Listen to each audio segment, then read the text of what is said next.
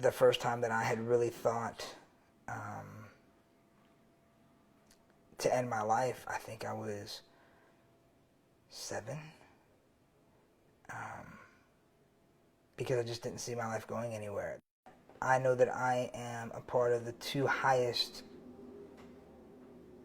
demographics of group that are prone to suicidal ideation, which is being a trans person and being a veteran. I myself have had several attempts prior for both reasons. And I have literally cut down my best friends from nooses. Being that close and losing my mother to suicide is something that's just been a thread my whole life that for the longest time, I think I tried not to think about because I was trying not to think about my own attempts.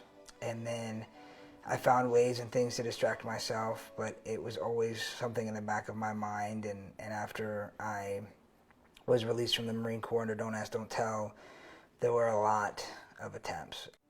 Any one of those moments could have been the moment that I would no longer be on this earth. When I got past thinking about ending my life, I didn't want to think about it at all. And then we just kept losing community members. And I was reminded of my own history and battle with it and those in my life. And I decided to see what I could do. And I didn't think by starting to be an operator that I would be dedicated to this work as much as I am. But it's so meaningful how much it is just to be there for another person, to show kindness, to show love. But the power of sharing space is one of the things that we give, even though it's over a phone. I have those calls where callers call back and say, thanks for helping me. They call back a year later and said I was in the darkest spot and now I'm getting married, I have a great job, and it was just because somebody was there at that moment where they needed somebody just to be there. I'm Z. Shane Zaldivar, and I'm the new Hotline Programs Director for the Trans Lifeline.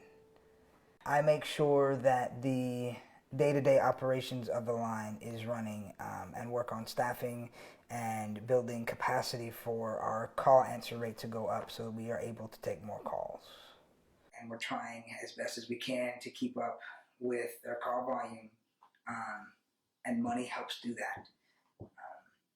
The more funding we have, the more staff we have, the more operators that we can compensate, the more calls that we can take.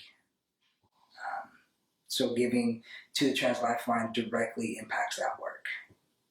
We're about halfway through training 100 operators in 2 weeks. That work wouldn't be able to be done if I wasn't able to be full-time. My community gives me hope. The resilience of them who refuse to give up. The changes that I never thought I would see in my lifetime. Seeing and being young enough to enjoy and continue fighting with my community for the next level.